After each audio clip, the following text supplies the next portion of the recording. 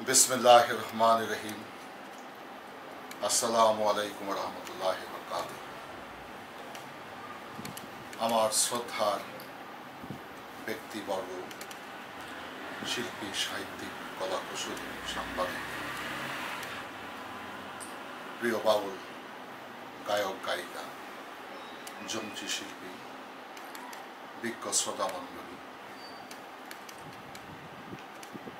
দার্শনিক, কবি, লেখক, গীতিকার, সুরকার, পীর মাশায়েখ, সুফি সাধক, সকলের কাছে আমার হৃদয় থেকে শ্রদ্ধা, সালাম, আমার ক্ষুদ্র হৃদয়ে ভালোবাসা সকলের কাছে নিবেদন করে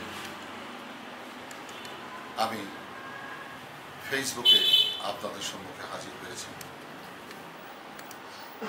যদি অধম জেনে আমার কথাগুলোকে আপনারা যথার্থ মূল্যায়ন করে আমাকে কৃতজ্ঞতার পাশে আবদ্ধ করেন, আমি আপনাদের কাছে চিরঋণী এবং সারা জীবন আপনাদের কাছে দাস হিসেবে থাকব। আজকে একটা বিষয় নিয়ে আমি আপনাদের সম্মুখে উপস্থিত হয়েছি। এর পূর্বে আমি খুব একটা বেশি এই ফেসবুকে আসি এবং আমি চালাতে জানিও না, বুঝিও না। তো গতকালকে কিছু বাউল শিল্পী একত্রিত হয়ে আমাদের হযরত শাহ আলী বগদাদী রহমতুল্লাহ পবিত্র মাজার সংলগ্ন বাংলাদেশ বাউল সমিতির অফিস থেকে একটি ফেসবুকের মাধ্যমে তারা একটা সভা করেছেন। যারা করেছেন সকলেই আমার শ্রদ্ধার ব্যক্তি, ভালোবাসার মানুষ, এতে কোনো সন্দেহ নেই। তো আমি সেই মূল কথায় যাওয়ার আগে একটি কথা বলব। উচ্চ স্বরে প্রতিবাদ নয়, প্রতিবাদ হতে হবে শিল্পীদের বিনয় এবং সেই প্রেমযুক্ত পরিভাষায়। বজ্রপাতে কখনো ফুল ফোটে না, ফুল ফোটে ভালোবাসায়, ফুল ফোটে আদরে যতনে, ফুল ফোটে প্রেমের মাধ্যমে। তো বাউলরা হচ্ছেন সেই প্রেমের প্রতীক, ভালোবাসার প্রতীক, সুগন্ধের প্রতীক। তো আমরা সেই সুগন্ধটাকে পরিহার করে, আমরা কুগন্ধকে ধারণ করে আমরা উচ্চস্বরে গলাবাজি করছি। এটা আমাদের ভবিষ্যৎ প্রজন্মের কাছে আমাদের প্রশ্নবিদ্ধ করে রাখবে আমার বিশ্বাস। তো সেই প্রতিবাদটা আমার প্রেমযুক্ত প্রতিবাদ। আমি এই জন্য প্রতিবাদ করছি যে কথাটা নিয়ে কালকে আলোচনা হয়েছে সারাদিন এবং ফেসবুকে যথেষ্ট এটা প্রচারে প্রসারে গিয়েছে। যারা করেছেন তাদেরকে আমি সাধুবাদ জানাই, কারণ ভুল ভ্রান্তের ঊর্ধ্বে কোনো মানুষই আবার আমরা ভুল ভ্রান্তির মাঝেই আছি, কারো বেশি কারো কম। তো যে কথাটাকে কেন্দ্র করে এই আলোচনা সমালোচনা ঝড় উঠেছে, সেই কথাটা আমি কোনো ব্যক্তিকে কেন্দ্র করে বলিনি, কোনো প্রতিষ্ঠানকে আঘাত করে আমি কথাটি বলিনি। কেন বলেছি? যে অত্যন্ত একটি ক্লান্তিকাল আমরা অতিক্রম করছি, বিশেষ করে সাংস্কৃতিক জগতে যারা আমরা বিচরণ করছি, শিল্পী, গায়ক গায়িকা, যন্ত্রী শিল্পী। এই প্রতিকূল অবস্থা থেকে আমাদেরকে পরিত্রাণ পেতে হলে আমরা যা বলি সেই বলার সাথে আমাদের কাজের একটা সমন্বয় থাকতে হবে, এবং সেই সমন্বয় সাধন না করতে পারলে আমরা অচিরেই ধ্বংসের গহ্বরে হারিয়ে যাব। এটা আমি অন্তর দিয়ে অনুধাবন করতে পারছি। তো যেহেতু আমি 200 বৎসরের অধিক কাল আমার পরিবারে বাউল সঙ্গীতের পালাগারে একটা স্মৃতি আমরা ধারণ করে চলছি, এটার প্রতি আমার মমত্ববোধ এবং শ্রদ্ধা আছে। সেটা ধারণ করার ক্ষমতা হয়তো আমার নাই, আমি একেবারেই নগণ্য সামান্য, কিন্তু সেটাকে আমি শ্রদ্ধা করতে পারি এবং শ্রদ্ধা করি। এবং এই মতবাদ এবং এই সংস্কৃতি জগৎটাকে যারা ভালোবাসেন সকলকে আমি শ্রদ্ধা করি, এবং যারা পরিবেশন করেন, যারা গান ছোট হোক বড় হোক, সকলেই আমার ভালোবাসার মানুষ, সকলেই শ্রদ্ধার ব্যক্তি। এখানে আমার কোনো দ্বিমত নেই। ব্যক্তিগত কোনো আদর্শ নিয়ে হয়তো কোনো বিষয় নিয়ে মত পার্থক্য থাকতে পারে, কিন্তু সেটা যদি আমরা বহুল প্রচার মাধ্যমে আমরা সেটাকে প্রচারে প্রসারে নিয়ে আসি, তাতে কি হবে? কাদা ছোড়াছড়িতে আমাদের নিজেদের ক্ষতি হবে। তো নিজের ক্ষতি সাধন করে আমরা কখনো কল্যাণ সাধন করতে পারব না। তো আমি আজও এখনও বলছি যে কথাটা আমি কোনো ব্যক্তি বা কোনো প্রতিষ্ঠানকে আঘাত করি। আমি যে কথাটি বলছি সেই কথার সাথে যদি আমার জীবনের কাজের সমন্বয় না থাকে, তাহলে আমিও মুনাফিক। আমার কথাটা যদি এইরকম। তো সে লক্ষ্যে এই কথাটাকে কেন্দ্র করে দীর্ঘদিনের একটা ক্ষোভ মনে হয় ছিল, কতিপয় কিছু বাউল যারা আমার বিপক্ষে অবস্থান নিয়ে বক্তব্য রেখেছেন, আমি তাদেরকে সাধুবাদ জানাই যে আমার ভবিষ্যৎ চলার পথে তাদের কাছ থেকে আমি কিছু শিখতে পারলাম, বুঝতে পারলাম যে আমি আমার জীবনকে কীভাবে পরিচালিত করব, কার কাছাকাছি যাব, কার থেকে দূরত্ব বজায় চলব। এটা মনে হয় আমার অনুধাবনে চলে এসেছে। সেই জন্য আমি তাদেরকে কৃতজ্ঞতা এবং শ্রদ্ধা জানাই। বিশেষ করে এই দীর্ঘদিনের ক্ষোভ, কেন ক্ষোভ? আমাকে পরোক্ষ এবং প্রত্যক্ষভাবে আক্রমণ করা হয়েছে যে আমার ভিতর বাহির অহংকারে পরিপূর্ণ। আমি সারা বিশ্ববাসীর কাছে এই প্রশ্নটি রেখে গেলাম যে আমার 48 বছর এই সঙ্গীত জীবনে আমি যতগুলো সময় জীবনে কাটিয়েছি এই সঙ্গীত জীবনকে ধারণ করার জন্য, আমি কারোর সাথে কোনো স্টেজে রূঢ় বাক্য বিনিময়, কারোর সাথে ঝগড়া বিবাদ, কাউকে ব্যক্তিগত চরিত্র নিয়ে আঘাত করা, এটা আমার জীবনের আদর্শে কখনোই ছিল না। আমি কাউকেই এই কাজটি কখনো করিনি। কিন্তু আজকে আমাকে যারা আঘাত করে তারা নিজেকে প্রতিষ্ঠিত করতে চেয়েছেন, আমি তাদেরকে ধন্যবাদ জানাই। আসলে ওই প্রকৃতির মানুষ আমি নই। বিশেষ করে আমাদের গতকালকে সেই সভাতে একজন প্রবীণ বাউল, আমি তার প্রতি শ্রদ্ধাশীল, এখনো শ্রদ্ধাশীল, ভবিষ্যতে থাকবো। কারণ আমি যদি ভুল করি, কেউ যদি ভুল করে, সেই ভুলকে, সেই পাপকে তুমি ঘৃণা করো, পাপে কেন হয়? আবেগে, অনুরাগে, বিরাগে হয়তো 2-4টে কথা মানুষ বলতেই পারে। সে বিধায় সেই মানুষটাকে আমি দোষী সাব্যস্ত করে, চিহ্নিত করে আমি আমার মনে যা খুশি আমি তা বলব, এটা মনে হয় যে একজন সুশীল মানুষের কাজ এবং কর্তব্য নয়। তো সেই মানুষটি যে প্রসঙ্গে কথা ছিল সেই প্রসঙ্গ না গিয়ে ব্যক্তি জীবনকে আঘাত করা হয়েছে যে আমি আমাকে খুব বড় ভাবি, আমি খুব অহংকারী, আমি পীর বলে দাবি করি। আমি কথাটা কোনো দিন বলিনি। আমি পৃথিবীতে এসেছি দাস হিসেবে, আমি দাস হয়ে থাকতে চাই, আমি মনে হতে আসিনি। আমি মানুষকে ভালোবাসি, মানুষ আমাকে ভালোবাসে। তো আজকে অত্যন্ত দুঃখের সাথে আমি জানাচ্ছি, যারা আমার বিরুদ্ধে বক্তব্য রেখেছেন তাদের চিন্তা চেতনা থেকে তারা যথার্থ করেছেন। আমি শুধু প্রেমযুক্ত প্রতিবাদটা এই জন্য করব যে আমি কখনো ভিতর এবং বাহিরে, ভিতরে শয়তানি রেখে বাহিরে কখনো বন্ধুত্ব প্রকাশ করি না। আমি যেটা ভিতরে ধারণ করি সেটাই প্রকাশ করি। এবং যে প্রকাশটা আমি করেছিলাম, যে ভাষাটি নিয়ে আজকে তিক্ততার সৃষ্টি হয়েছে, সেটা কোনো ব্যক্তিকে আমি আক্রমণ করিনি, কোনো ব্যক্তির নাম নিয়ে, কোনো প্রতিষ্ঠানকে আমি নাম দিই। তারপরে আমাকে যথেষ্ট প্রশ্নবিদ্ধ করা হয়েছে। আমি সকলকে সাধুবাদ জানাই, ধন্যবাদ জানাই। এই আলোচনার মধ্যে আমি গতকালকে খুব ব্যস্ত ছিলাম। আমি ছিলাম ঢাকার বাইরে। আমি আসছি রাত্র 11:30টায়। আমার ফোনে কেউ ফোন দিয়েছেন, তো আমি সেই ফোনের আনসার যথাযথ করতে করেছি, অনেকটা করতে পারিনি। তারপর আমাকে অনেকে বললেন হিসেবে এই হয়েছে, কিছু কিছু দেখেছি। তো সেখানে আমার একটা আদরের মেয়ে, ওকে আমি ছোটবেলায় খুব ভালোবাসতাম, ওর নাম রুমা সরকার। তো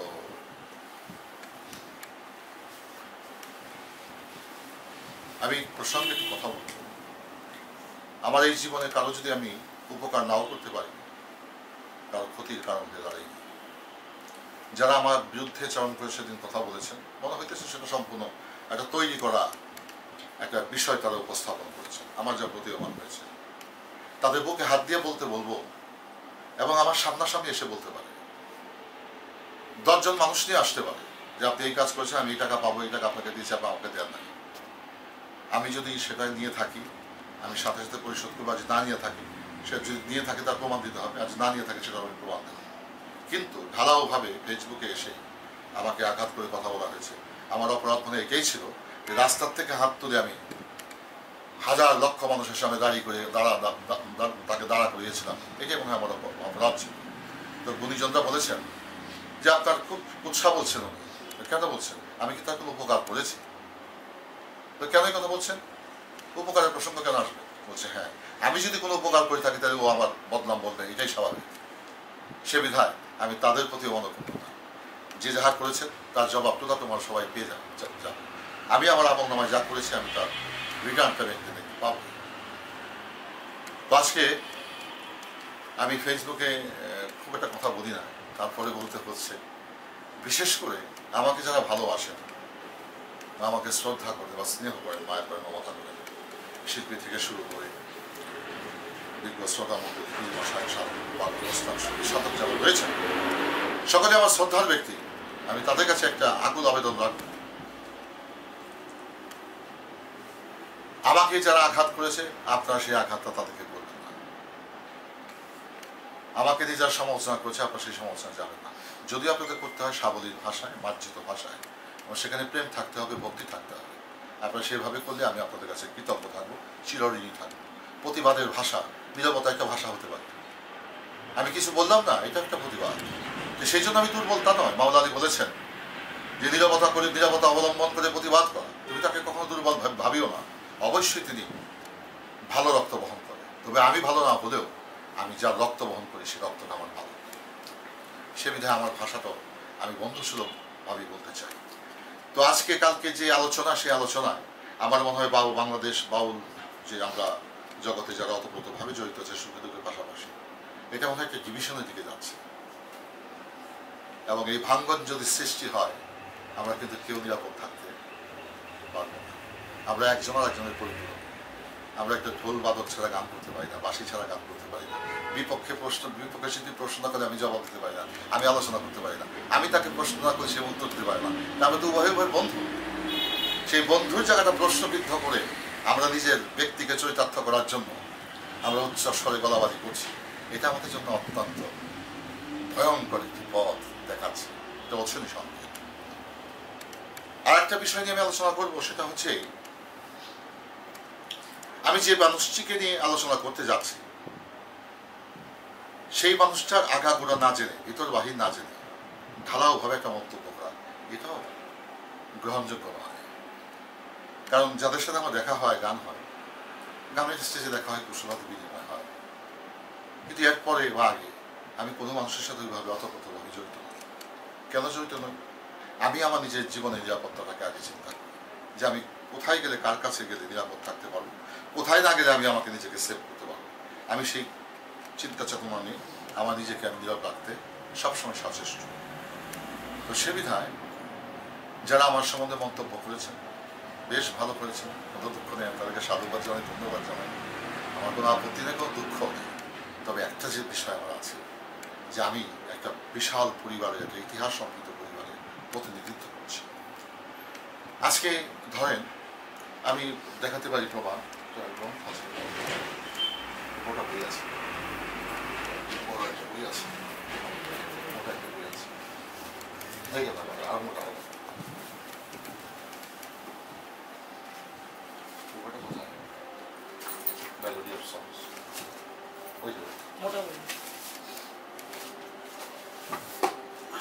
আমি বাংলাদেশ এই লোকসঙ্গীত, বাউল সঙ্গীতকে যারা ভালোবাসেন,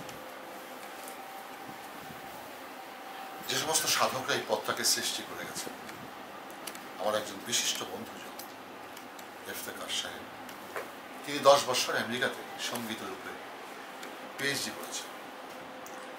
এই ভদ্রলোকটি নিরলস 10টি বছর মাঠে ময়দানে, গ্রামে গঞ্জে, মেঠো পথে, পায়ে হেঁটে, অনাহারে, কখনো আমাদের সাথে, কখনো আমাদের থেকে দূরে তিনি বিচরণ করে আমাদের মতামতের আলোকে তার সুচিন্তায় বিভিন্ন বাংলাদেশের বাউল সাধকদের গানগুলোকে একত্রিত করে সেখান থেকে অনেকগুলো গান স্টাফ নোটেশন করা হয়েছে। সেই কাজটি করতে প্রায় 10টি বছর চলে গেছে। এই বইটি ফোক মেলোডি অফ বাংলাদেশ, বাংলাদেশের লোকজ সুর, এই গ্রন্থটি প্রকাশ পেয়েছে ফ্রান্স থেকে। এটা প্রিন্ট হয়েছে ইন্ডিয়াতে। এখানে আমরা যারা পালা গান বা গান করি, এই গানের যারা পুরোধা সাধক ছিলেন তাদের রচিত গান স্টাফ নোটেশনের মাধ্যমে করা হয়েছে। এই গানগুলো সারা পৃথিবীতে এখন আন্তর্জাতিক পর্যায়ে চলে গেছে। তারা এটা মিউজিক কম্পোজ করতে পারবে, গাইতে পারবে, পরিবেশন করতে পারবে, সব কিছু করতে পারবে। এই কাজগুলো আমি নীরবে করে যাচ্ছি। কেন করে যাচ্ছি? এখানে কি শুধু আমার পরিবারের গান? এখানে রাধারমন দত্তের গান আসছে, মনমোহন দত্তের গান আসছে, দিলদাস ঠাকুরের গান আসছে, মালেক দন সাহেবের গান আসছে, আলমুদন সাহেবের গান আসছে, খালেক দন সাহেবের গান আসছে, কালু সাফকিরের গান এসেছে। এই যে কাজগুলো আমরা সম্মিলিতভাবে করছি, এটা কি বাউলদের প্রাপ্তি নয়? আজকে ধরেন উদাহরণ, আমি সুফিবাদ নিয়ে লেখালেখি করেছি। আমি বাউলদের যাদের সাথে গান করেছি সবার নাম অন্তর্ভুক্ত হয়েছে। আমার জীবনে কতকাল আমি কাদের সাথে গান করেছি, তাদের কাছ থেকে মতামত নিয়ে, তাদের পরামর্শে আমি এ পর্যন্ত পথ অগ্রসর হয়েছি, তাদের কথা আমি সেখানে উল্লেখ করেছি। এবং সেই গ্রন্থগুলো কংগ্রেস ন্যাশনাল লাইব্রেরি আমেরিকাতে আমার সবগুলো গ্রন্থ চলে গেছে। সেখানে বাংলাদেশ বাউল সমাজের যাদের সাথে আমি গান করছি তাদের নাম অন্তর্ভুক্ত করা হয়েছে। এই নামগুলো পৃথিবীর শ্রেষ্ঠ একটি library, national complex library new ইয়র্কে, সেখানে চলে গেছে এবং সেটা উপযুক্ত মূল্য দিয়ে তারা কিনে নিয়ে গেছে। তাই আজকে যে বাউলদের সাথে আমি গান করেছি চলেছি, বন্ধু যারা বন্ধু সুলভ, আমি যাকে বন্ধু বলে বলছি, তাদের নামগুলো সেখানে অন্তর্ভুক্ত করা হয়েছে। এবং তাদের পূর্বে যারা ছিল, যাদের পরামর্শে, যাদের আদর্শে আমি পথ অতিক্রম করে পর্যন্ত এসেছি, তাদের নাম অন্তর্ভুক্ত করা হয়েছে। তো সে বিধায় এই কাজগুলো আমি আপত্তি করে যাচ্ছি। আজকে তার প্রতিদান হিসাবে কি আমি পেলাম? তো যা হোক, প্রতিদান যা দেওয়ার ছিল তা দিয়েছেন, তাতে আমার কোনো দুঃখ নেই। কিন্তু ভবিষ্যৎ প্রজন্মের কাছে আমরা প্রশ্নবিদ্ধ হয়ে থাকবো যে আমরা কাদা ছোড়াছড়িতে ব্যস্ত, ভালো কাজকে আমরা কখনো নীতিগতভাবে সমর্থন করি না। এই বিষয়গুলো আমি রাখলাম। আর একটা বিষয়, সেটা হচ্ছে যে আমি সারা বাংলাদেশের লোকজ সংস্কৃতির সাথে যারা ওতপ্রোতভাবে জড়িত, তাদেরকে আমি কিছুটা আংশিক গবেষণা করার চেষ্টা করেছি। সেই গবেষণার আলোকে আমার কিছু লেখালেখি হয়েছে, যৎকিঞ্চিত লেখালেখি চেষ্টাও করেছি। সেই লেখাগুলো আমি মনে করি আমাদের বাউলদের সবারই একটা বিশাল আকাঙ্ক্ষার জায়গা, আশার জায়গা এখানে প্রজ্বলিত হয়েছে। সেটা যে আমার মতো একজন সামান্য মানুষ, সামান্য একজন লেখক, সামান্য একজন শিল্পী, তার লেখা, তার গবেষণা, তার চিন্তা চেতনা নিয়ে ঢাকা বিশ্ববিদ্যালয়ের মতো জায়গায়, দেশের সর্বোচ্চ বিদ্যাপীঠে গবেষণা হচ্ছে, পিএইচডি হচ্ছে। এটা কি বাউলদের জন্য আমি নিবেদিত প্রাণ হিসেবে কাজ করিনি? তার কাজের প্রতিদান কি এই? এখন ব্যক্তিগত বিষয়ে আক্রোশকে তারা প্রতিফলন ঘটাবার জন্য, চরিতার্থ করার জন্য যে কাজটি করেছেন, ভালো করেছেন। তবে আপনারা বলেছেন যে আমার সাথে আপনারা যতজন এখানে ছিলেন তারা কেউ গান করবেন না। ভাই ভাই ভাই বাবা বন্ধু, আমার 48টি বছর আমি সঙ্গীত জীবনে শেষ করেছি। এখন আমার রিটায়ার্ডের সময়, এখন আমার গান গাওয়ার সময়। আমি 48 বছর পার করেছি। আমি ন্যাশনাল ব্রডকাস্টিংয়ের সাথে জড়িত 37 বছর। আমার এই সঙ্গীত জীবনে আমার চাওয়ার চেয়ে পাওয়া বেশি হয়ে গেছে। সে বিধায় যারা বলেছেন আমার সাথে গান করবেন, আমি বলবো, যদি আপনারা আমার কাছে নিরাপদ না থাকেন, আমি আপনাদের কাছে নিরাপদ না থাকি, তাহলে আপনাদের সাথে যেন আল্লাহ আমাকে চর্বচকে দেখাই না কথা। গান তো দূরের কথা, আমার কোনো আপত্তি, অবজেকশন নাই। আর যদি মনে করেন যে না, আমার মধ্যে কিঞ্চিত ভালো থাকলেও আছে, সেই ভালোটাকে যদি আপনারা মূল্যায়ন করেন, যদি আল্লাহ মালিককে আমাকে গাওয়ায়, নিঃশ্বাসের সাথে বিশ্বাস নিয়ে যাওয়া। আমি পৃথিবীতে এসেছি যে কোনো সময় প্রভুর ডাকে আমাকে সাড়া দিতে হবে, আমাকে চলে যেতে হবে। তো সে বিধায় আমি এই জীবনের শেষ ক্লান্তি লগ্নে এসে নিজের জীবনকে প্রশ্নবিদ্ধ করব আর নিজের জীবনকে কুলসিত করব, এটা যেন আমার চাওয়া পাওয়া হয়। আমি একা নিভৃতে নির্জনে আমি নিজেই কারাগার নির্মাণ করে সেই কারাগারে অবরুদ্ধ থেকে আমি আমার পৃথিবীর মানব মিশন শেষ করব। আর একটা বিষয় আমার কাছে অত্যন্ত দুঃখজনক, সেটা হচ্ছে যে একজন শিল্পী বেহালার দাম নিয়ে কথা বলেছে। অবাক হয়ে গেলাম। অবান্তর অপ্রাসঙ্গিক কথা বলার লোক আমি নই। যেখানে যা পারছে সেটাই বলে গেছে। আমি গতকালকে আমাদের শ্রদ্ধা ব্যক্তি, তিনি হয়তো দোহারের লোক হবেন, বাংলাদেশ বাউল সমিতির সেক্রেটারি মহাসচিব, তার একটা কথা খুব ভালো লেগেছে আমার। তিনি আলোচনা করতে গিয়ে বলেছেন যে বাউল আব্দুল রশিদ সরকার সাহেব বলে গেছেন, আমার বাজান বলে গেছেন, এইভাবে বলেছেন যে বাউলরা যা বলে, যা সে বাউলরা যে তা করতো তাহলে আল্লাহ রাউলিয়া হয়ে যেত। তাহলে আমি আমার সেই বন্ধুবর আমি শ্রদ্ধার সাথে স্মরণ করি জনাব আব্দুল রশিদ সরকার সাহেবের কথাটা। আর আমার কথা তো একই কথা, আমরা যা বলি তা করি। সাধারণ সম্পাদক কালকে বক্তব্য তার বলেছিলাম, সেরকম তার রেকর্ড আমার কাছে আছে। তাদের রশিদ সরকারের সাথে কথার সাথে তো আমার কথা কোনো গরমিল নেই।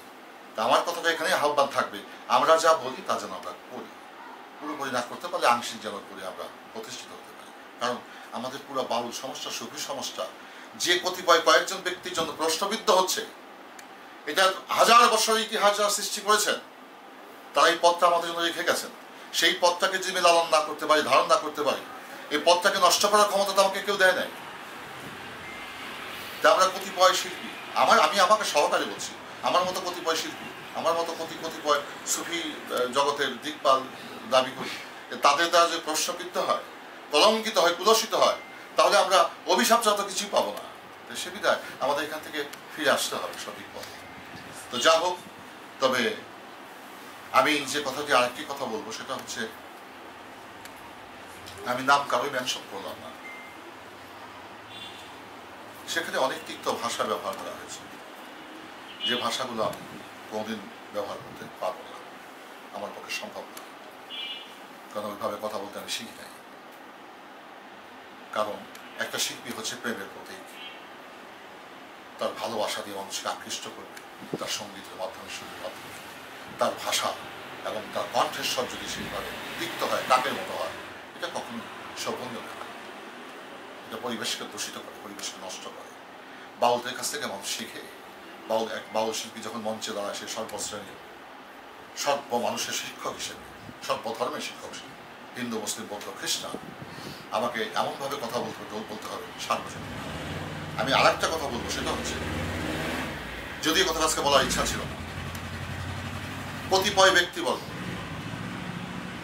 স্বৈরাচারী শাসন ব্যবস্থাকে নিজের স্বার্থকে চরিতার্থ করার জন্য নিজেকে যা গা ভাসিয়ে দিয়েছিলেন, সেই মানুষগুলো সমাজে, দেশের কাছে, বিশ্বের কাছে তার চিহ্নিত। এই ব্যক্তি দ্বারা আমাদের বাউল সমাজ, আমাদের দেশ, আমাদের রাষ্ট্র, আমাদের সমাজ কখনোই নিরাপদ নয়। সে বিধায় যদি আমরা ভুলবশত আবেগের তাড়নায় রিপুকে চরিতার্থ করার জন্য যদি কেউ নিয়োজিত হয়ে থাকি, আমরা যেন সকলেই আমরা সেই পথটা সেটাকে ছেড়ে আমরা যেন সঠিক পথে সবাই চলে আসি। আমাকে ক্ষমা চাওয়ার কথা বলা হয়েছে। আচ্ছা, ক্ষমা তো মুমিনই চাবে, ভুল করে না মাত্র শয়তান। মাধবী বলতে তো তার জীবনে ভুল ভ্রান্তি আছে, আমার জীবনে ভুল ভ্রান্তি আছে, আমি ভুল ভ্রান্তি উঠে নই। আমি সারা জীবন ক্ষমা চাই, ক্ষমা চাওয়াই তো আমার ধর্ম। আমি অপরাধ করেছি বা না করেছি সেটা কোনো বিষয় না, আমি সারা জীবন ক্ষমা চেয়েই যাব। এটা একবার কেন, আমি প্রতি রাত্রে চাই, প্রতিটা ইবাদত বন্দিকে শেষে আমি ক্ষমা চাই, প্রত্যেকটি আসরে আমি চাই। শুধু কালকের অনুষ্ঠানকে কেন্দ্র করে কেন চাবো? আমি সারা জীবন যেন আমি ক্ষমা প্রার্থী হয়ে থাকতে পারি, একদিন নয়, একটা মুহূর্ত নয়, আমি সারা জীবন যেন আমার ভুল ভ্রান্তির জন্য আমি ক্ষমা প্রার্থনা করে থাকতে পারি এবং চাইতে পারি। এটাই হচ্ছে আমার জীবনের প্রত্যাশা। এর চেয়ে বড় আর কি ক্ষমা চেতে পারেন আপনারা? আর গান গাওয়ার জন্য ক্ষমা না, আমার গান গাওয়ার, পালা গান গাওয়ার সাদা নেই। আপনারা চেয়ে দেখবেন যে আপনারা পালা গান যারা করছেন তাদের অবস্থান কোথায় যায়। এটা সৃষ্টি করেছে কারণ আমরাই করেছি। তা আমরা যদি আমাদের নিজেকে পরিশুদ্ধ, পরিমার্জিত না করতে পারি, তাহলে আমাদের পথ আমরাই ধ্বংস করব। গত পরশু দিন যে সমস্ত ঘটনাবলী বাংলাদেশে ঘটেছে বা বিগত দিনে ঘটেছে, সামনে যা ঘটতে যাচ্ছে, অত্যন্ত ভয়ঙ্কর। আমরা বাউল গান যারা কয়, অনেকের কিছু জায়গা সম্পত্তি, বাড়িঘর থাকার মাথা গোজার একটা জায়গা হয়েছে, কিন্তু এটা যে ঢোল বাজায়, যে বাঁশি বাজায়, যে মন্দিরা বাজায়, যে আমার সাথে দোহারি করে, সেই লোকটা কিছুই করতে পারে না। সেই লোকটা 10,000 20,000 লোকের মাঝখানে বসে সে যন্ত্রসঙ্গীত করে, সেই ইচ্ছা করে রিক্সা চালাতে পারবে না, সেই ইচ্ছা করে তরকারি বোঝা মাথায় নিতে পারবে না। আজকে তার প্রত্যেকটা মানুষের সাথে 4-5 করে ফ্যামিলি সদস্য। আমরা যদি আজকে 20-30 জন বাউল বসে যাই, আমাদের সাথে যারা জড়িত, অতপ্রতভাবে জড়িত, তাদের জীবন জীবিকা কিভাবে চলবে আমি সেখানে ভাবি, আমি তাদের কথা চিন্তা করি। আজকে এখন যে আমি গান করি, এই গান করার আমার সময়ও নেই, আমার বয়সও নেই, আমার ইচ্ছাও নেই, কিন্তু কেন করি? আমার সাথে অতপ্রতভাবে যারা জড়িয়ে আছেন, কমপক্ষে 100-150 পরিবার আমার সাথে অতপ্রতভাবে জড়িত। আমি গান করলে সেই যে সম্মানী মানুষ আমাকে দেয়, সেই সম্মানের একটা লভ্যাংশ তাদের কাছে চলে যায়, তাদের সেই টাকা দিয়ে, তাদের অর্থ দিয়ে তাদের জীবন জীবিকা পরিচালনা করে। আমি বলি এটা তো আমার ইবাদত। তো যদি আমাদের কয়েকজনের কারণে এই পুরা বাউল সংস্থা ধ্বংস চলে আসে, যদি বন্ধ হয়ে যায়, এই মানুষগুলো কোথায় যাবে? দ্বিতীয়ত আসেন যারা এই গান শুনে অভ্যস্ত, যারা হৃদয়ের প্রশান্তি খোঁজে, সারাদিন অনাহারে থেকেও 2টা বাউল গানের সুরে 2 ফোঁটা চোখের জল ছেড়ে যারা তার মুর্শিদকে স্মরণ করে, প্রভুকে স্মরণ করে, এই মানুষগুলো আত্মার ক্ষুধা কে মেটাবে? এদেরকে বাঁচিয়ে রাখলে আমরা বেঁচে থাকবো, আমরা বেঁচে থাকলে তারা বেঁচে থাকবে। সেটা একজন তার একজনের পরিচয়। তো যে কাদা ছড়াছড়ি হয়েছে এবং যারা আমার সম্বন্ধে বিষোদাঘাত করেছেন, তাদেরকে সকলকে আমি সাধুবাদ জানাই। আমি শুধু আপনাদের জন্য দোয়া করবো, আপনি আমার জন্য দোয়া করবেন যে জীবনের ভবিষ্যৎ যে কদিন বাঁচিয়ে রেখেছেন, আল্লাহ মালিক আপনি আমাকে অবাঞ্ছিত ঘোষণা করেছেন, আল্লাহ মালিক আপনার যে কয়জন লোক তাকে ছিলেন, আল্লাহ যেন যদি আপনাদের কাছে আমি অনিরাপদ থাকি, আমার কাছে আপনি নিরাপদ থাকেন। শুধু গান নয়, আপনাদের সাথে যেন চোখে দেখা না হয়। আল্লাহ বলেছেন যে কাল হাসরের দিন তার সাথে তার হাসন নসর হবে যে মানুষের প্রেম থাকে। তো আমরা বাউল জগতে এসে প্রেমের প্রদর্শক হিসাবে এসে আমরা এই প্রেম স্থাপন করতে পারলাম না, তা আমাদের হাসন নসর তো আপনাদের সাথে হবে না। তা আমি মনে করি বন্ধু হচ্ছে শত্রু ভালো, আমার ফুলের মালা হচ্ছে কাটা ভালো। আমি ওহিকের হাতে অমৃতের পিয়ালা পান করে 1000 বছর বাঁচিতে চাই না। আমি প্রেমিকের হাতে বিষের পিয়ালা পান করে হাসির মুখে মৃত্যুর আলিঙ্গন করবো, ওইটাই আমার শ্রেষ্ঠ জীবন হবে। সে বিধায় আমি আপনাদের সাথে আর কোনো মত পার্থক্য, কোনো তর্ক নিয়ে যাব না, কোনো আলোচনায় যাব না। আমার যা করণীয় আমি তা আমার অন্তরালে থেকে আমি করে যাব। সময় দেখা হবে, কথা হবে। সকলে সুস্থ থাকেন, ভালো থাকেন। আমি আপনাদের জন্য দোয়া করি, আল্লাহ আপনাদের হেদায়েত নসিব করুন, বুঝার তৌফিক দাও। আমার জন্য আপনারা দোয়া করবেন যেন আমি ভুল ভ্রান্তির ঊর্ধ্বে উঠে আমি একজন পরিশুদ্ধ পরিমার্জিত মানুষ হতে পারি। আমার আর কি কথা বলার থাকতে পারে আমি জানি না, কি বলবো। আমার ভালো বলার ভাষা হারিয়ে ফেলেছি। যে সমস্ত মানুষগুলোকে আমি রাস্তার থেকে কুড়িয়ে নিয়ে প্রতিষ্ঠিত করেছি, মানুষের কাছে নন্দিত করেছি, আজকে তাদের মুখের বক্তব্য শুনে আমি অবাক যে মানুষ মিথ্যা এমনভাবে বলতে পারে, এমনভাবে মিথ্যা মানুষ বলতে পারে একটা মানুষকে ব্যক্তিগতভাবে আক্রমণ করে। আরে বাপ, আপনি যদি আমাকে উলঙ্গ করেন, আমি উলঙ্গ তো হইলাম, কিন্তু আপনার চোখও তো উলঙ্গ হয়ে গেল। আমি কাকে উলঙ্গ করছি? তাকে উলঙ্গ করে দেখতে আমার চোখও তো আমি উলঙ্গ করে ফেললাম। সে বিধায় আমরা যেন কাউকে নিয়ে কোনো কঠার বা তিক্ততা ভাষা ব্যবহার না করি। কারণ আমাদের কাছে আমাদের মুখের দিকে তাকিয়ে থাকে আমরা কি বলি, আমরা কি করি। আমাদের কাছ থেকে মানুষ অনেক কিছু শিখতে চায়, জানতে চায়, বুঝতে চায়। সে বিধায় আমরা উভয় জন্য দোয়া করবো যেন আমরা সেই জীবনটাকে প্রতিষ্ঠিত করতে পারি। আর বিশেষ করে আমার সঙ্গীতের শুধু পালাগানই নয়, আমি অধম মানুষ, আমার সঙ্গীতের অনেকগুলো ধারাবাহিকতা আছে। আমি শুধু পালাগানই সীমাবদ্ধ না, আমার গান গাওয়ার অনেকগুলো ক্ষেত্র আছে। সে বিধায় আমি আর সেগুলো বলতে চাই না। আমি যদি বাউল গান আজকে থেকে ইস্তেফা দিই তাতে কোনো সমস্যা নেই, কিন্তু আমি শুধু চিন্তা করি আমার সাথে অতভাবে সুখে দুঃখে যারা জড়িয়েছিলেন এই লোকগুলো কোথায় যাবে। ওদের চিন্তা চেতনার আলোকে এখন আমি গান করি। আমার গান 48 বছর পাঠ লাগছে। তারপরে তো আমি পেটের ছেলের সমান বয়স, তার সাথে আমি গান করি, তাকে বকে নিই। একটা শিল্পী যদি বলতে পারে যে আমি কোনো কাউকে অপমান করে গান করেছি, সেদিন থেকে আমি গান করবো না। কেউ যদি বলতে পারে, এ তো গত বছর আমি জীবনে নাম শুনিয়ে দেখিও নাই, তারা আমার সে গানের মঞ্চে দেখা, ও তো থতপত খায় গেছে। আমি বলছি মা বাপ তোরা আমার বুকে উঠে গান করো, তোরাই তো গান দিয়ে ধরে রাখো, গান সমস্যা নেই। এখানে অনেক লোকে আশ্চর্য হয়ে গেছে। আমি বলছি না, আমার জীবনটা এরকম। তা আমাকে আমার ভিতরে অহংকার, বাহির অহংকার, এক জ্ঞান দৃষ্টি সম্পূর্ণ মানুষ, অনেক ভালো জ্ঞান রাখতে পারে, ভিতরেও দেখতে পারেন, বাহিরেও দেখতে পারেন, তাই শুধু দিব্য জ্ঞানের অধিকারী। তো আমরা তো চাই দিব্য জ্ঞানের মানুষ আমাদের সমাজে প্রতিষ্ঠিত হোক, কিন্তু সেই মানুষগুলো যদি সমাজে প্রশ্নবিদ্ধ হয়ে যায়, আমাদের সুখী জগৎকে, আমাদের আধ্যাত্মিক জগৎকে কুলসিত করে, আমরা প্রশ্নবিদ্ধ হই, আমাদেরকে জিজ্ঞেস করে এটা কি হচ্ছে, কি দেখাচ্ছে, কি দেখা যায়, আমরা তখন উত্তর দিতে পারি, মাথা নিচা করে রাখি। আজকে যদি আমাকে কোনো প্রমাণ দেখাতে পারে যে আমি অমুক আসরে আমি এরকম অসামাজিক কার্যকলাপ করেছি, আমি অমুক দরবারে গিয়ে আমি অশালীন কথাবার্তা বলেছি, অপ্রাসঙ্গিক কিছু করেছি, আমার যা শাস্তি হয় আমি তা মাথা পেতে নেব। কিন্তু যারা অপরাধ হরহর করছে তাদের নিয়ে তো আলোচনা হচ্ছে না। আমাকে নিয়ে আলোচনা করে আমাকে বাধিত করেছেন, আমি কৃতার্থ যে আমি চেষ্টা করবো আমার ভবিষ্যৎ জীবনে আমি কিভাবে নিজেকে সেভ রাখবো। কিন্তু যারা অহরহর করছেন এই প্রশ্নের জবাব কে দেবে? আমি সে বিষয়ে আলোচনা যাবো না। অহরহর করছেন, আমাদের মানুষের প্রশ্নের জবাব দিতে পারি না, আমাদের মাথায় হেড হয়ে যায়। তাই আমি সারা বিশ্ববাসী, বাংলা ভাষাভাষী, দার্শনিক, সাহিত্যিক, শিল্পী, কলা কৌশলী, জমজি এবং শ্রোতা, পীর, মাশায়েখ, সাধুগুরু যারা আছেন, আমি সকলের চরণে হাত রেখে অনুরোধ করবো আমাদের এই পবিত্র জগৎটাকে, সাধকের এই জগৎটাকে বাঁচিয়ে রাখার জন্য যার যার ভূমিকা থেকে সকলে আপনারা সচেষ্ট হন। যদি আমার ভুল থাকে, আমার ভুলকে আপনারা সংশোধন করার চেষ্টা করেন, আমি আপনাদেরকে আমার ভক্তি শ্রদ্ধা দিয়ে আপনাদেরকে বিবরণ করে দেবো। এনিহাও আমার যদি সন্তানও আমাকে ভুল ধরিয়ে দেয়, আমি বলছি সে আমার বন্ধু। তো পারিবারিক স্বার্থে আইনের লড়াই করতে হবে। তো যা হোক, এটা আমার পরিবারকেও হেওয়া প্রতিপদের বক্তব্য দেওয়া হয়েছে।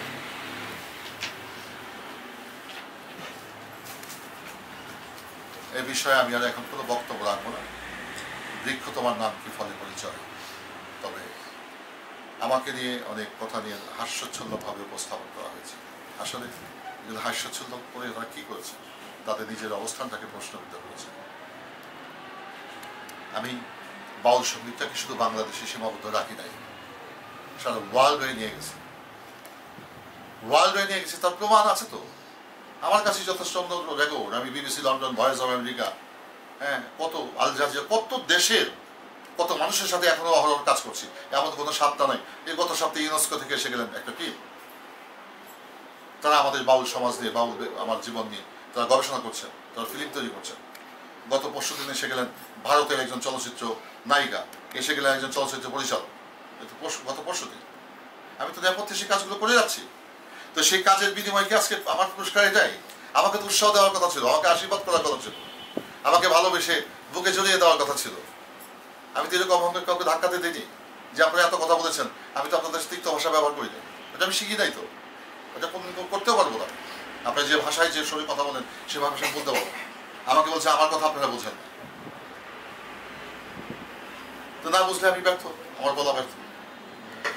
যা হোক, পরিশেষে আমি যারা এই বাউল সঙ্গীতকে ধারণ করেন, বাউল সঙ্গীতকে ভালোবাসেন, আমি সকলকেই শ্রদ্ধা জানাই। আপনাদের মাধ্যমেই এই সুস্থ বাউল ধারা বেঁচে থাকবে। এই বাউল পথ মত আধ্যাত্মিক জগৎ, সুফি জগৎ নিষ্কলঙ্কিতভাবে প্রতিষ্ঠিত হবে, এই আশাবাদ আমি রাখি। কিন্তু পরিতাপের বিষয়, নিজের স্বার্থকে চরিতার্থ করার জন্য আমরা বিবেককে হত্যা করি। বিবেক নিহত হয় আবেগের কাছে, সেই আবেগটাকে আমরা কন্ট্রোল করতে পারি না। তাই আমি স্বল্প পরিসরে একটি কথা বলব, যে ব্যক্তির ইন্দ্রিয় দ্বারা মন পরিচালিত হয় সে কখনো শুদ্ধ মানুষ হতে পারে না। যার মন দ্বারা ইন্দ্রিয় পরিচালিত হয় সে শুদ্ধ মানুষ হতে পারে। আমি কোনো পীর নাই, আমি কোনো মাসায়েক না, আমি কোনো সাধু না, আমি কোনো বুজুর্গান নই, আমি কোনো সাহিত্যিক, আমি কোনো দার্শনিক নই। আমি সাধারণ একজন মানুষ, একেবারেই নগণ্য। আমি মহামানুষীদের ফলোয়ার্স, আমি তাদেরকে অনুসরণ করার চেষ্টা করি। তারা যে বাণী রেখে গেছেন, যে আদর্শ রেখে গেছেন, আমি আমার ক্ষুদ্র জীবনে তাদের সেই বাণীগুলোকে ধারণ করতে পারি। তো আর কি বলবো, আমি কারো অনেক কথা শুনে ভাষা হারিয়ে ফেলেছি। তো আমাকে ভালোবেসে অনেকে আমাকে সান্ত্বনা দিয়েছেন, প্রতিবাদ করেছেন। তা আমি যারা প্রতিবাদ করেছেন সান্ত্বনা, তাদের প্রতি কৃতজ্ঞতা জানাই, শ্রদ্ধা জানাই। তবে যারা প্রতিবাদ বা লেখালেখি করেছেন তাদেরকে আমার বিশেষভাবে, কারো ব্যক্তি জীবন নিয়ে ঘাটাঘাটি করা এটা বুদ্ধিমানের কাজ। ইজ্জতকে ঢেকে রাখা হচ্ছে বুদ্ধিমানের কাজ। একটা সম্মানী ব্যক্তি একজন লোককে সম্মান সে জানে। তো কারো ব্যক্তি জীবন নিয়ে কেউ চরিতার্থ করার চেষ্টা করবেন না। তাতে যদি একটা শিল্পী প্রশ্নবিদ্ধ হয় সেখানে আমিও লজ্জিত হব। সেটা আপনারা যা করেছেন করেছেন, আমি আপনাদেরকে উদাত্ত আহ্বান করবো, যারা আমাকে ভালোবেসে যারা করেছেন এগুলো করবেন না, এগুলো থেকে বিরত থাকবেন। আমি সারা বাংলাদেশের মানুষকে এই ফেসবুকটা যেন মিস ইউজ, অপব্যবহার না হয়। এই ফেসবুকটা যেন অপব্যবহার না হয়। এই ফেসবুকটা আমাকে অনেক কিছু দিতে পারে, অনেক কিছু নিতেও পারে। আমরা যেন এটাকে অপব্যবহার না করি। আর বিশেষ করে যারা আমার সাথে গান করবেন না, তাদের সাথে আমার গান হয়েও না, তাদের সাথে গান আমার হয়েও না। আর আমি সব জায়গায় গানে যাইও না। এখন তারা আমার সাথে গান করবে না, তো তাদের চিন্তা যদি ভালো লাগে, সিদ্ধান্ত হিসেবে গান করবে না, গান না করবে, ভালো থাকবে, ওয়েলকাম, কোনো সমস্যা নেই। মালিক যদি আমাকে গান গাওয়ায়, আমার গান গাওয়ার অনেক ক্ষেত্র আছে। আমি কাউকে ছোট হতে করি না, কাউকে বড় করি, সবাই আমার কাছে শ্রদ্ধা। যারা বলেছেন, আমাকে অবাঞ্ছিত ঘোষণা করেছেন, আমি তাদের জন্য দোয়া করি, আল্লাহ তাদেরকে আরো বলার তৌফিক দেন, আরো বেশি করে বলুক, তার কোনো সমস্যা নেই। সেই বলা বলিতে যেন আমি আমাকে সংশোধন করে দিতে পারি। বিশেষ করে আমাদের একজন রশিদ সরকার সাহেব, সেই মানুষটা আমার অত্যন্ত শ্রদ্ধা। যে মানুষটি আমার এখানে আসতেন, আমাকে তিনি নিয়েছেন, আমি ভক্তি ভরে স্মরণ করি তার নাম। ভাব জগতের মালিক ধন সাহেবের পরে আমি বাউল জগতের ভাব জগতে কোনো ব্যক্তিকে যদি দেখে থাকি, সেটা রশিদ সরকার। রশিদ সরকার একজন ভক্ত, ওকে আমি খুব ছোট দেখেছি।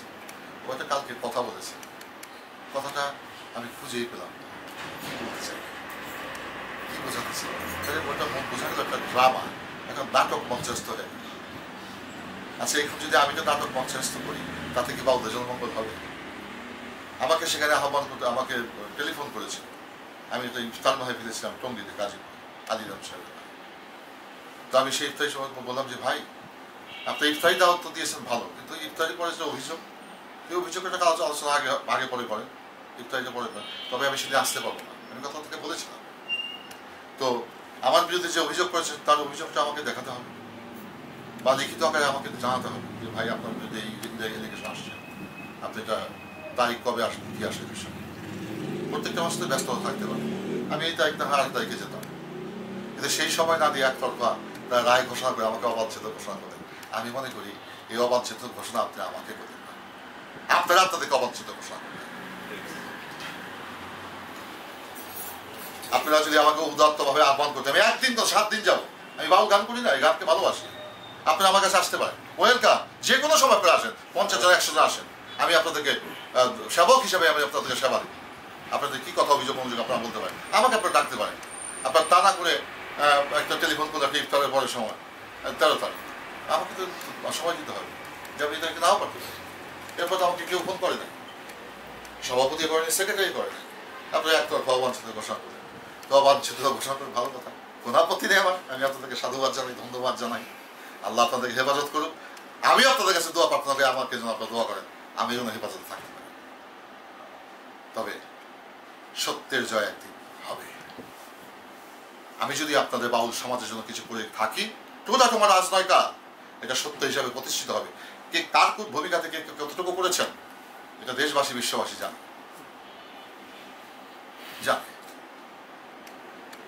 তো যা হোক, আমি আপনারা ভালো থাকেন, সুস্থ থাকেন। যারা আমার এই ফেসবুকে থেকে মূল্যবান সময় দিলেন সকলের কাছে কৃতজ্ঞ ঋণী। যারা আমাকে নিয়ে মন্তব্য করেছেন, আমাকে বিষাক্তই দিয়েছেন, বলছি বন্ধুর তীরটা আমার একটা বিষাক্ত নয়, এটা মধুময় তীর, কোনো সমস্যা নেই, ধারণ করার ক্ষমতা আল্লাহ আমাকে দিয়েছেন। ইন্নাল্লাহু আসাবি, আমি সবুর ধারণ করতে পারি। ধৈর্য তিক্ত ফলতা সু মধু। আপনারাই দেখবেন যে ভাষা জিনিস ভেসে যায়, স্থায়ী জিনিস সময়ের কথা বলে দেবে, সময় সব কিছু পরিষ্কার।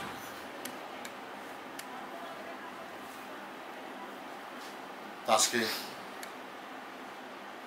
আমি বাংলাদেশের তরিকাপন্থী জগতের লোক, আহলে বায়াতের লোক, পাঞ্জাবনের লোক, সুস্থ চেতনালোকের সঙ্গীত যা ধারণ করে, সঙ্গীত যা নিবেদন করে, এই সঙ্গীতকে স্বাভাবিকভাবে নিবেদন করার জন্য যারা নেপথ্যে কাজ করেন, কলা কৌশলী শিল্পীবৃন্দ, বিশেষ করে যারা আয়োজন করেন, পীর মাশায়েখ সাধু বাবুল মোস্তান দিওয়ানা রয়েছেন, আমি সকলের কাছে শ্রদ্ধা জানি, সকলের মঙ্গল কামনা করে, সকলের কাছে দয়া প্রার্থনা করে, আমার জীবনের পরিশুদ্ধতা সকলের কাছে কামনা করে, আশীর্বাদ প্রার্থনা করে আমি আমার বক্তব্য আজকের মতো এখানে শেষ করলাম।